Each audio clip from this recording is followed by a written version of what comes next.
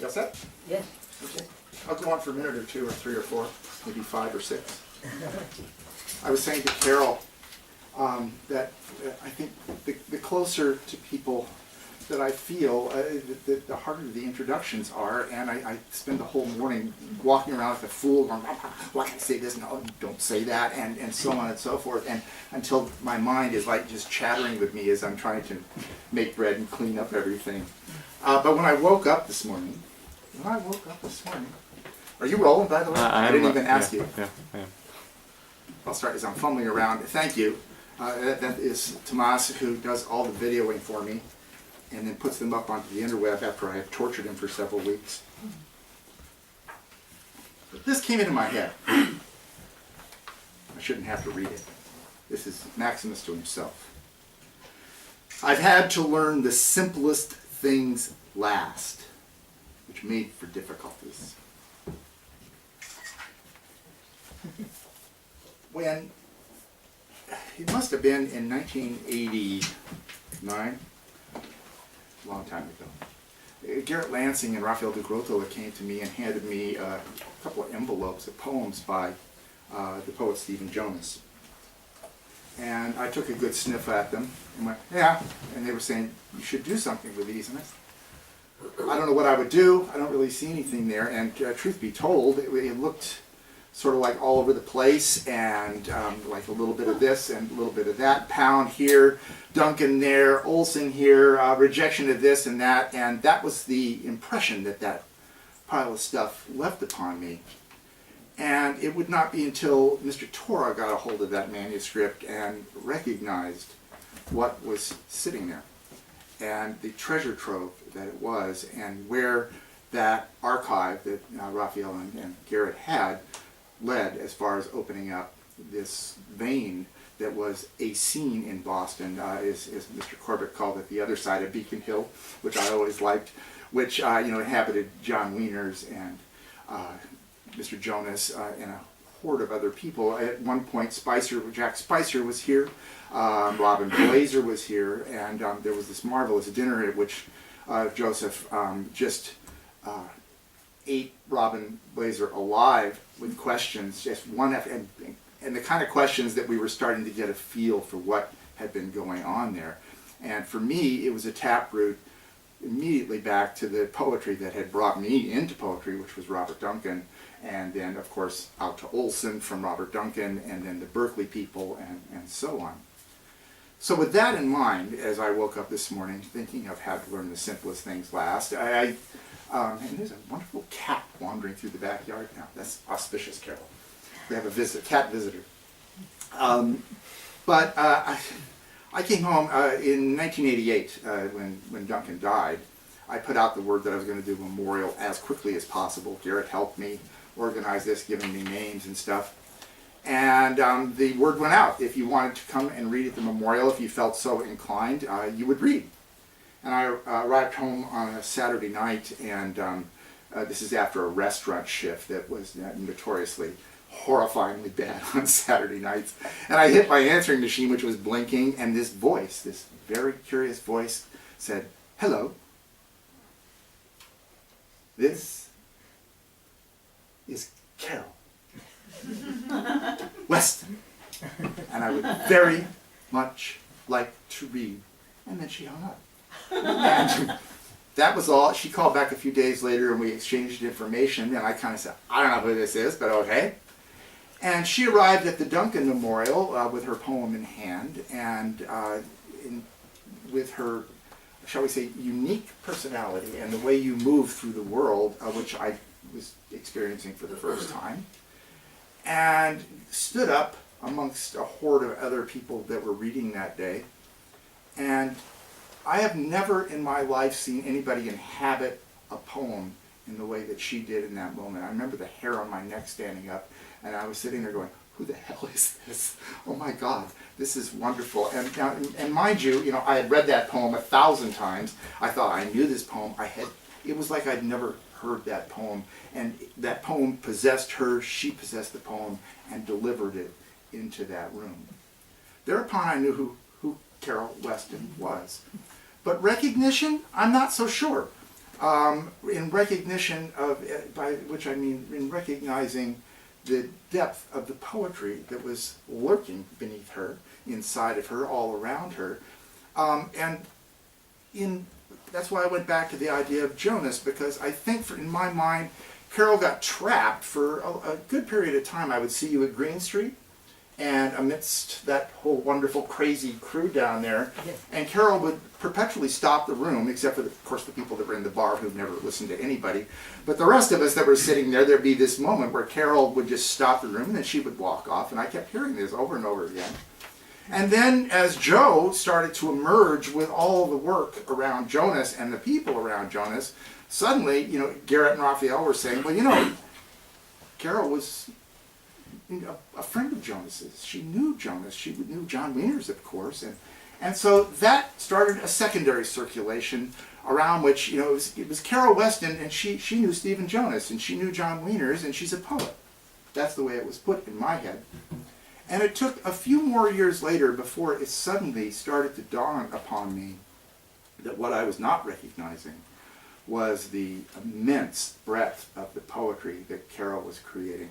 It was beyond anything I'm capable of, and it had, and still possesses, I mean, in the reading she did for you at the library, Gerrit and I were talking about the other day, and where suddenly we were presented with this huge poetry. A poetry, as Robert Duncan used to say. Not poetry in itself, but a poetry that was unique and completely connected all at the same time. And as I sat at that reading that day, the thing that kept going through my head was, I think of Blake, or I think of Whitman, or Miss Dickinson, whose birthday it is today. And as being these people that were, you know, powering through no matter what, doing what they wanted to do. And yet when you're standing next to it, it's almost frightening.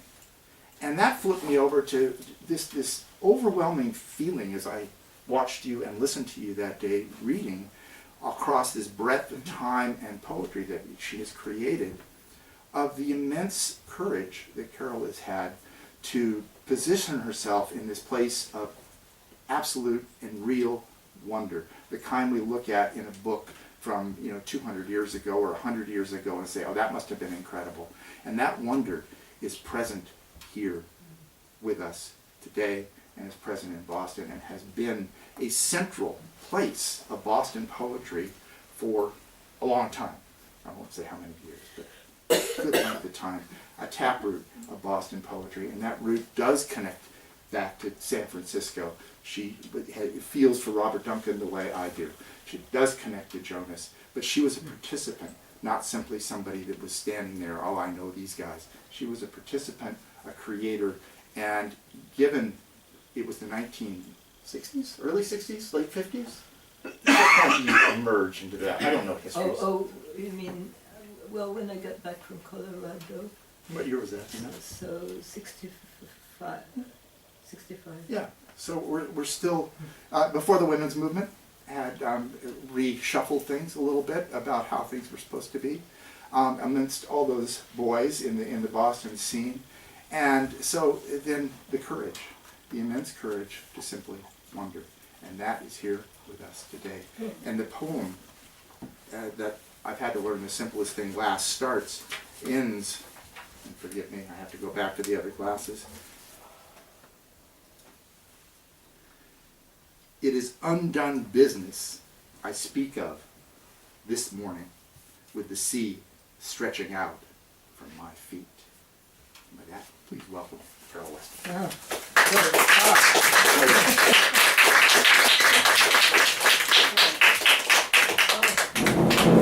how would I ever follow that? Anyway, sorry. Anyway, so hear the voice of the bard, who present, past, and future sees, whose ears have heard the holy word that dwells beyond the ancient seas. Did I steal that melody from he did all the songs of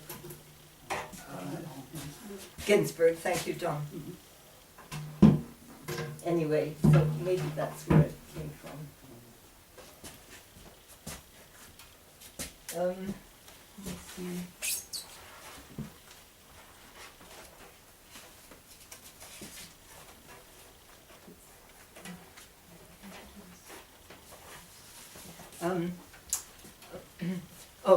Mary.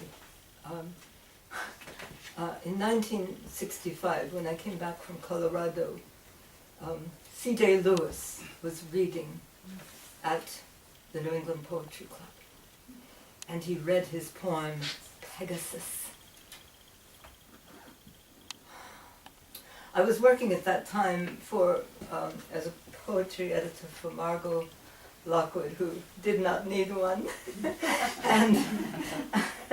But anyway, we were making broadsides, and so I wrote him for that poem, and he wrote back exquisitely and declined, and but anyone who wants to see the letter, I have it. Anyway, so Bellerophon was trying over and over to get Pegasus, and he could not, and he could not. Finally he lay down. A golden bridle came to him in sleep, a mesh of immortal fire and sensual earth, pliant as love, compulsive as the sweep of light years, brilliant as truth, perfect as death. He dreamed a magic bridle, and the next day, when he awoke, there to his hand it lay. Pegasus said, "The bridle that you found in sleep, you yourself made. Your hard pursuit, your game with me upon this hallowed ground, forged it. Your failures tempered it. I am brute and angel. He alone who taps the source of both can ride me. Bellerophon, I am yours."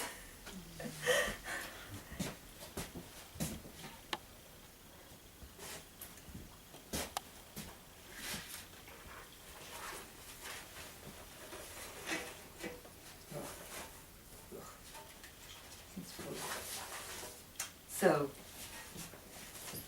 when I was born, my sister tells me. Arrival. They picked me up and brought me screaming home. The poodles licked my numb and puzzled hands.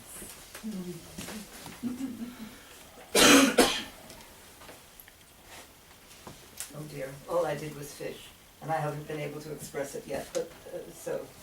I'm 9 years old, and my 9-pound cod jerks me into dialogue with sea and tide. Now, so the dark bowl, whoops. Oh, okay. Wait a minute, that's the trouble, I have to go to my book. So Kelly sort of picked this one up and put it in the Tufts magazine. The door. Get away from me. Do not protect me from the dark, half-open door, behind which lies my mystery, that land I walk to, terrified, and where I make my home. Well, then when I became 17, it was a hell of a note for my family. The dark bowl. In the dark bowl of my soul danced a very slight light.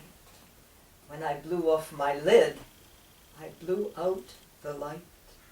When they came to my aid, they bent over the brim, extending their candles to light me again.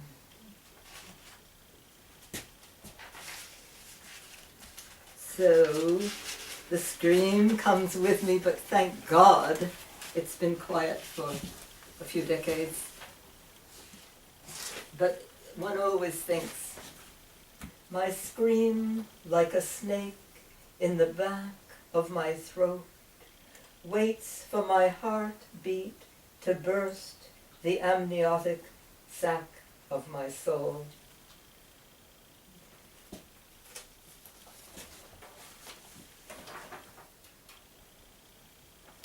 So yeah, that was a stress on people, and they were so good about it.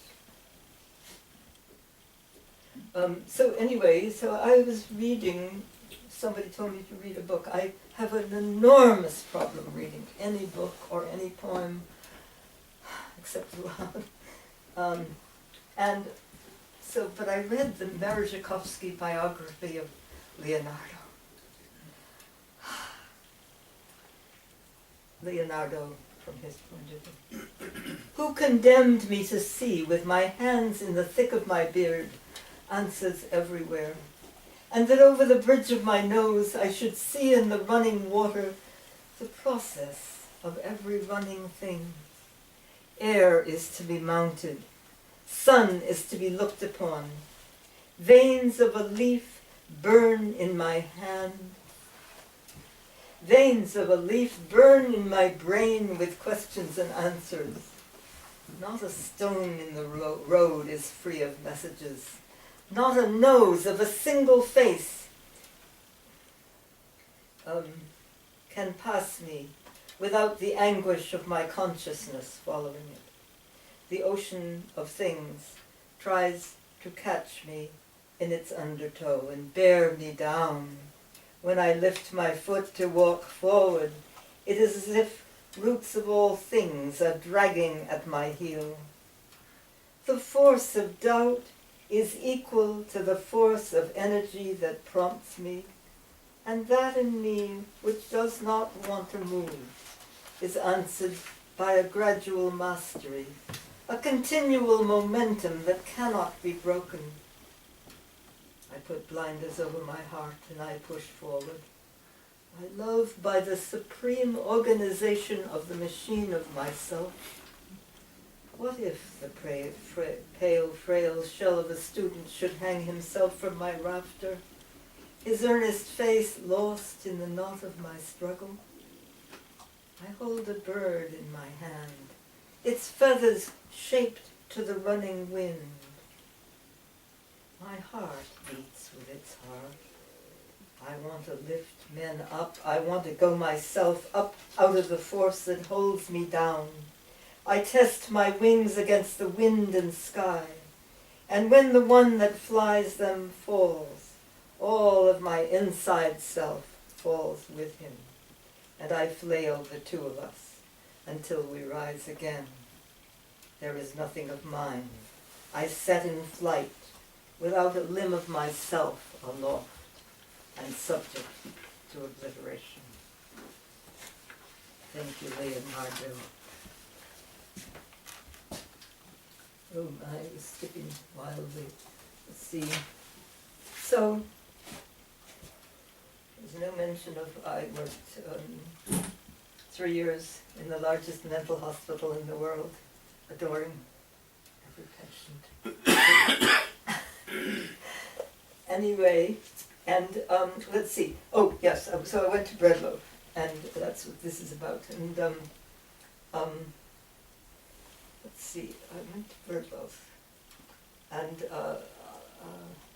George Barker was my advisor. And let me see. So here he is with his words. Step through the hanging fires of fate. And this is a painting by Jean Durwood, who was married to Oscar Williams, and student of Max Ernst, with Pegasus. So George is with Pegasus, and I photographed it at Oscar Williams' house, and it was in the background, and then they made it large. And Oscar said about George, he brought me to here Auden, Oscar brought us to hear Auden. And then he said, the poems were better than they sound. This man is human, Auden, but he's not George Barker. George Barker is divine. So, here is my poem to George. The ass that turns the world, to George Barker. My master walks ahead of me. I see into his soul. My master knocks my building down. I have no place to hide. All human speech inhabits him. All poetry and myth. He is the monster of my mind. He is the fire of humankind. He is the voice that smashes glass. He is the ass that turns the world. He comes to my caverns. His rock force of water is beating my sand in. His fountains are sprouting inside my dry caverns. His waters of motion are stirring my stones. I'm lying and waiting. His rock of water. His waters so mighty. They break down in my caverns. Well, then John and I discovered one another, and so we would enter the New Year's in the snow, winter camping in the mountains. Yeah, a good way to enter. I mean, it's really hard to enter a New Year. Anyway, oops.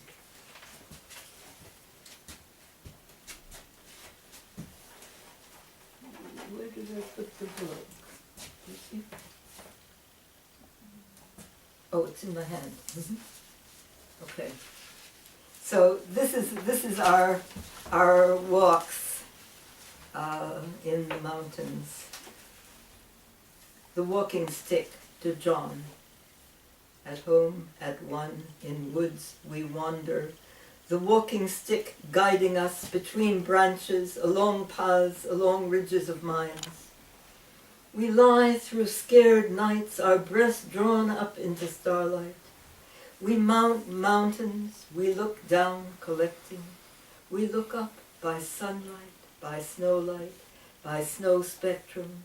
Our feet can find by dark the feel of path by night, the crease of land, our hand in hand.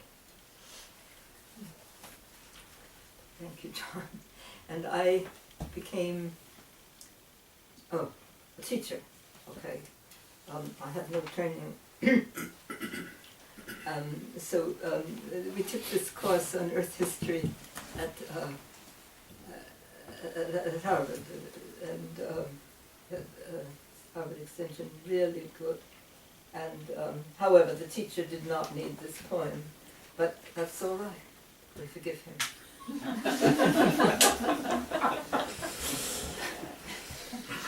Ammonite.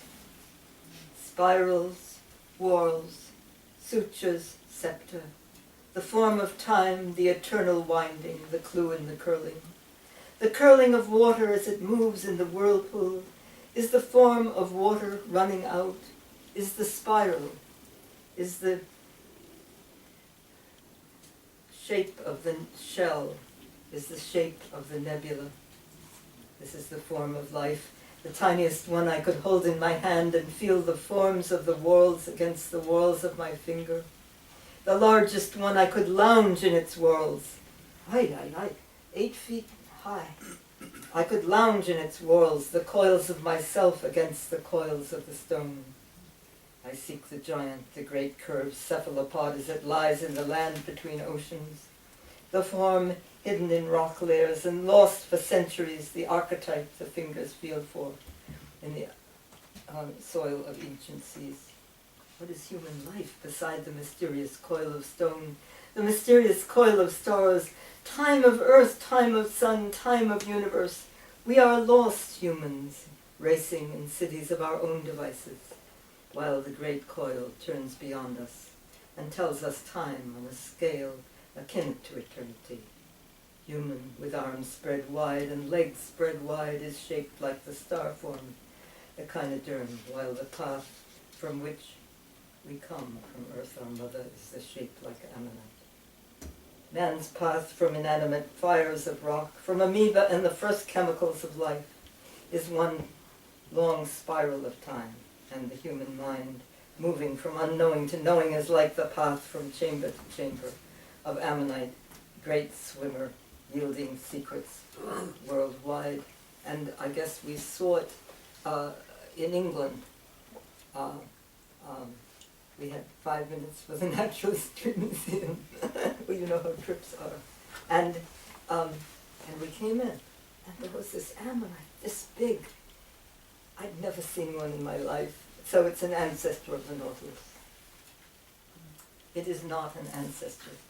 Wait a minute. Yes, it is an ancestor. Okay. So let's see. So then I taught in spite of my lack of knowing how to do it.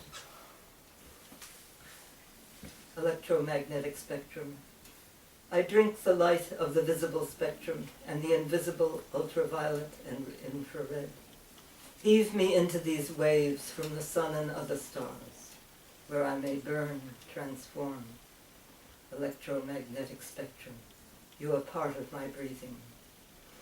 I bend forward into you. I lie down in your color.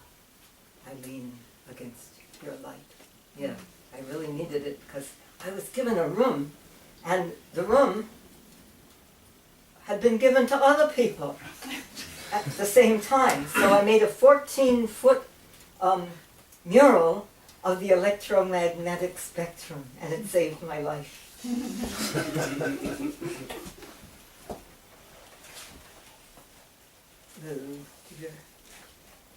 Well, this is very grave.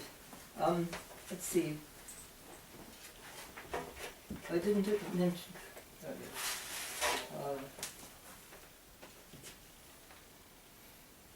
Yeah, well, I didn't mention August 166. That's when I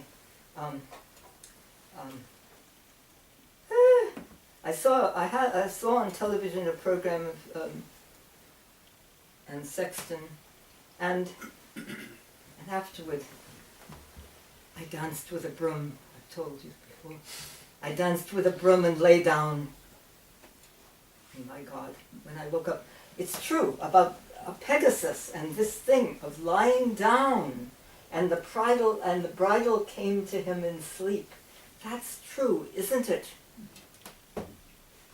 Anyway, so that's and I only seem to remember one line from it. It was 36 pages or something. And in 4 hours, yeah. And so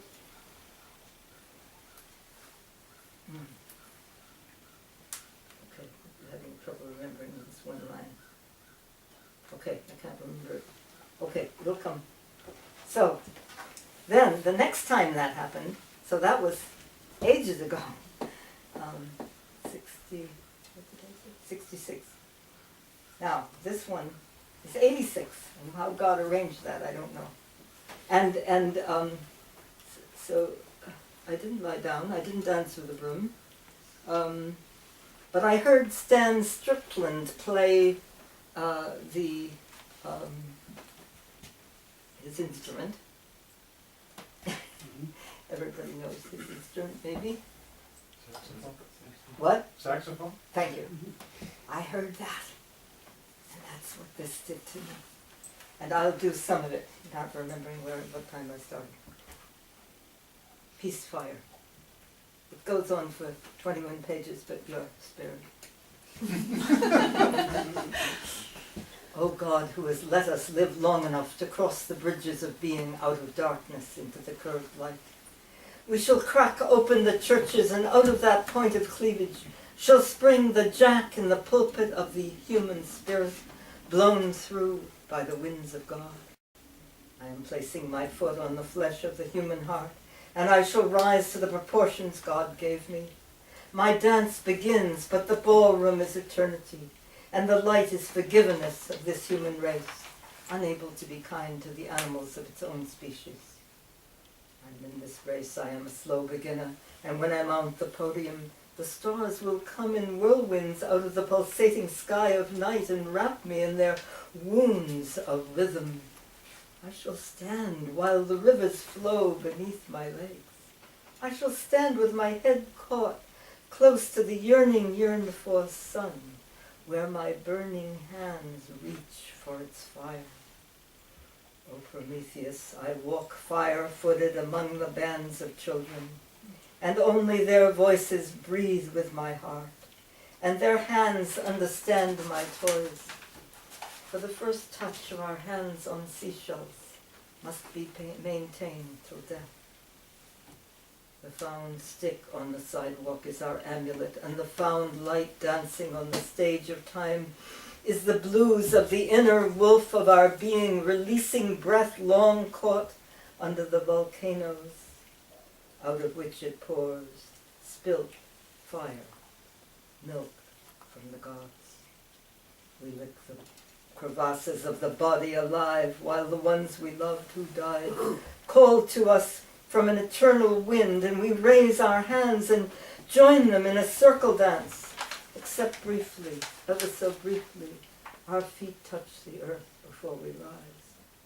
Our hands interlace, our stomachs press the music of one human gut into the music of the other human gut, and the gut is plucked, and the music is born, and the cold black eye shoots lightning by the altar, where the wine of the human spirit, mixed with the snakes of healing, pours into the uncensored gullet.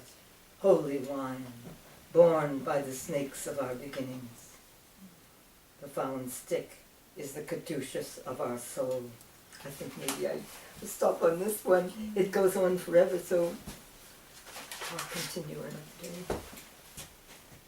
Let me see.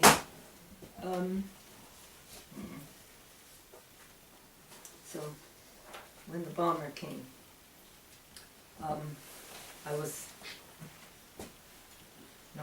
after that. I went to the Friends Meeting House. That's where we have our shamanic meetings with the drum. And a friend, Nancy O, she said her son was a friend of the bomber. And so I lay down for my vision. Young bomber of the marathon, a shamanic vision. You went up to the sun and out the other side, then into the sperm whale's jaw and stomach and out of his mouth. High in the sky I asked you, who are your friends? You replied, the microscopic creatures in the clouds. So let's see. Oh, I forgot to say kindness of kindness of Amanda and Ryan Gallagher. I am always about to have a book, Let Me Lie Down with the Lightning. And so this picture is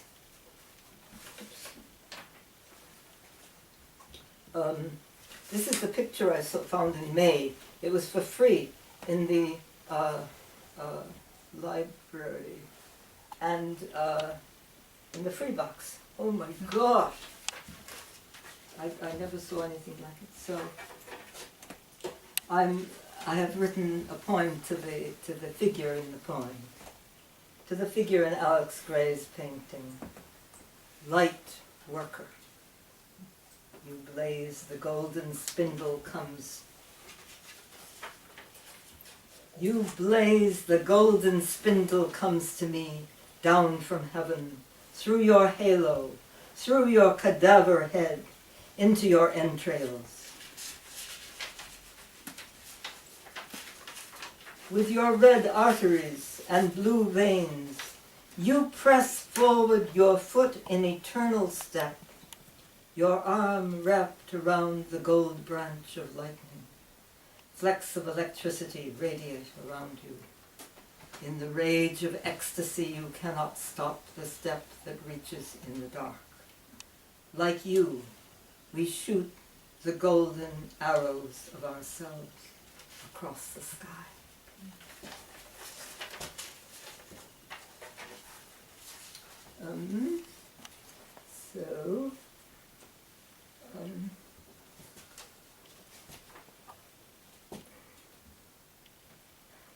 So, this is Azrael.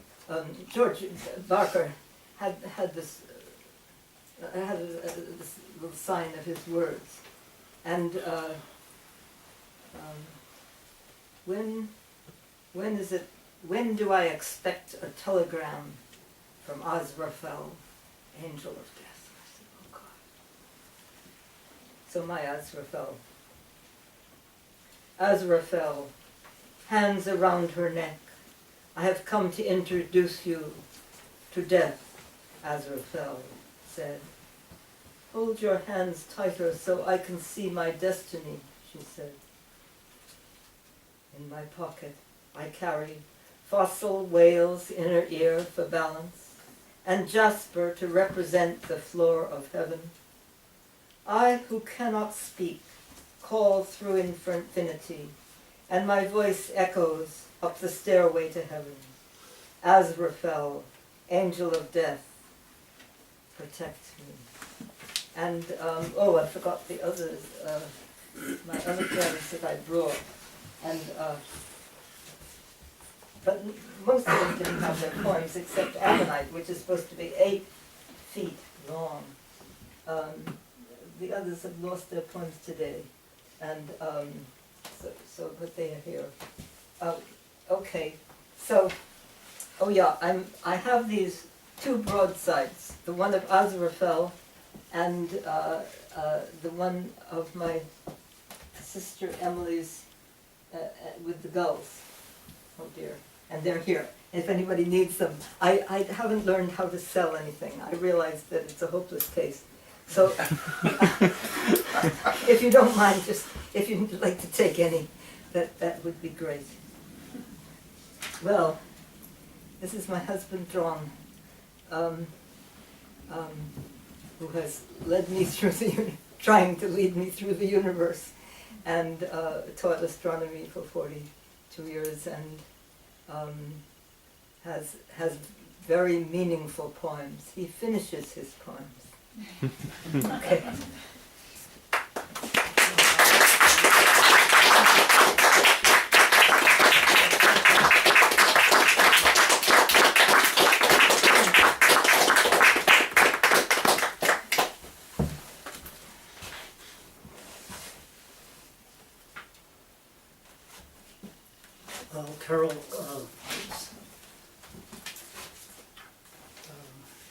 Carol asked if I would be an addendum, so here I am. It was a debate. I had a rather long piece which I wrote on a solo climb out on the west coast on Mount St. Helens 11 years after it erupted in 1980. But it was still smoldering. Anyway, that piece of writing was 20 minutes, so I'm postponing it. But I will read 2 poems that Joe Torra recently had in his last issue of Let the Bucket Down. There are 3 of mine in that, but one, The Cosmology of the Ancients, I think many of you might have heard me read it when Carol did her Cambridge Library performance. So I will read the other 2, and I think there are also 2 people here for whom it is familiar. The first poem is some biography, including Carol and myself, in the first year of our marriage and also the 20th year, and it is yet unfinished because we are in our 47th year. So it's called metallurgy. My first experience through an open doorway, a small neighborhood tavern, South Chicago, Mexican. Drinking beer, high school, 2 friends, a steelworkers bar, Mexican guitars, owner slightly puzzled by the 3 gringo boys. Why have we come to this place? It is the sky, the steel mill, red night sky, the guitars, the beer, the Mexican Spanish words surrounding us in song and speech. Age 16. Age 18, the drafting room, downtown Chicago, the Loop, Frine Engineering, Coppers Company Incorporated. Dozens of men bent over all day long, their drawing boards, giving birth to giant blast furnaces, rolling mills, and soaking pits. The mills are going to die, said Pete, the foreman, a big man, very kind, veteran of Pittsburgh and Bethlehem, Pennsylvania. Go elsewhere, he said. Import steel and newer lightweight alloys will kill the mills. Don't count on steel, he said. Age 20, the mills, a job, the gate, the time clock, the guard, somber, a loaded gun on his hip, checking us out, checking us in. The rolling mills is where I work. Large, muscular Eastern European women operate the machines, speak no English, many smiles. I monitor progress of the glowing hot steel ingots as they move through the rollers, into rails and beams and construction rods. I peer into the high temperature soaking pits with my optical pyrometer. As years afterwards, I will peer into the surface of the sun, while my life work flows into astrophysics and metaphysics and poetry. But for now, alone at lunchtime in the steel mill, I wander, seeing almost no one, only the giant furnaces, the open railroad cars filled with iron ore and coke to feed those furnaces. And I follow the railroad tracks to the immense long ships, the boats of the Great Lakes arriving from the territories of Lake Superior, Upper Michigan and Minnesota, the iron mines.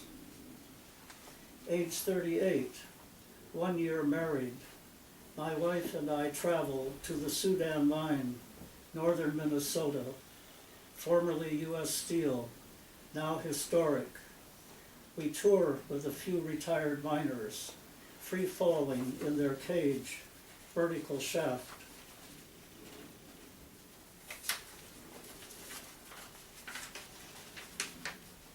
Deep into the earth, 2,100 feet. Headlamps and helmets, we board a small narrow-gauge railway, moving into large caverns, moisture dripping. We bend down to pick up the treasure, pieces of ore, heavier than rock, bluish-gray, iron-rich. Age 57, 20 years married. My wife and I return to the Sudan mine, northern Minnesota. We free fall again into the earth, into a different huge cavern, filled with bright lights, scientific equipment, very clean, a gigantic physics, astrophysics laboratory underground. The University of Minnesota, Oxford University, and Tufts University collaborate in the search for proton decay, unfinished. The other poem I'll read is about a mutual friend Carol and I each knew in the early 60s, early and middle 60s. And if you were around Harvard Square at that time, you may also have known her. Her name was Jessie, and elderly. I was about age 30. Jessie had a certain affection for the macabre. Her toothy grin was ever present to her stories, Jack the Ripper and others, in the soup-thick London fog. Jessie had worked with Lawrence of Arabia during the Versailles Peace Conference, ending World War I. She was English, adept in the Arabic language. We first met in that other Cambridge, Massachusetts, in a street front cafe. She recognizable by the two cockatiels on her shoulders, beside her wise ancient face, a great raconteur. Soon after, she had me visit her backwoods cabin outside Tamworth, New Hampshire, the size of Thoreau's Walden hut, but full of clutter. Jessie slept outside in a hammock between two trees. Her Cambridge apartment on Mass Avenue opposite Widener, her workplace, cataloger of Arabic publications, was equally difficult to wend through, a narrow path passing mountains of books in high-ceiling rooms, papers, and piled dusty furniture. Jessie collapsed one day on the trail leading out from her Tamworth cabin. A moose came by, she told me, licked her face until she recovered. Jessie's last months in the woods of her cabin, reading and rereading Homer.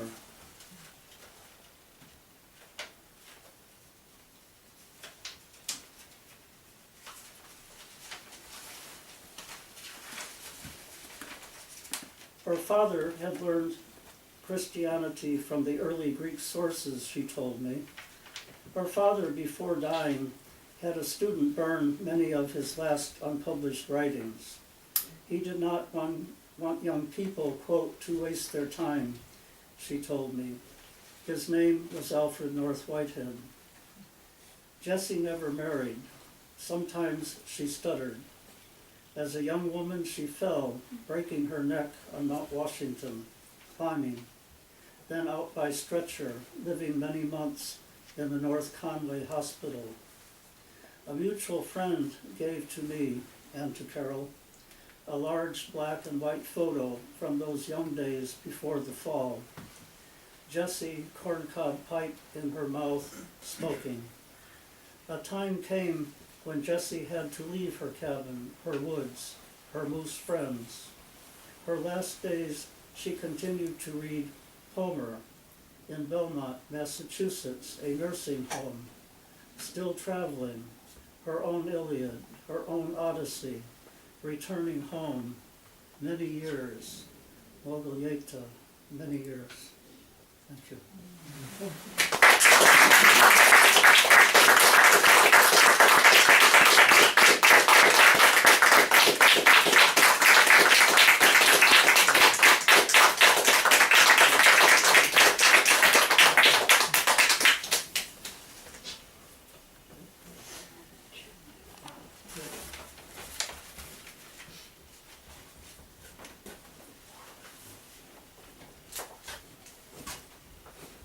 Thank you both. Thank you. It's absolutely wonderful. Well, lovely to have you all here. The thing I failed to mention is that in the works is the volume that Carol mentioned, which is coming from Bootstrap, which is going to be a collection of her poetry. Wonderful Derek Finner out in Oakland is putting that together. And so we will be celebrating that amongst other goodies coming from Bootstrap. Miss Cook, right? Good.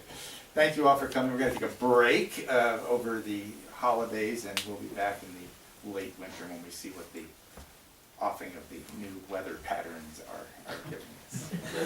Thank you all for coming. There's food up here, please.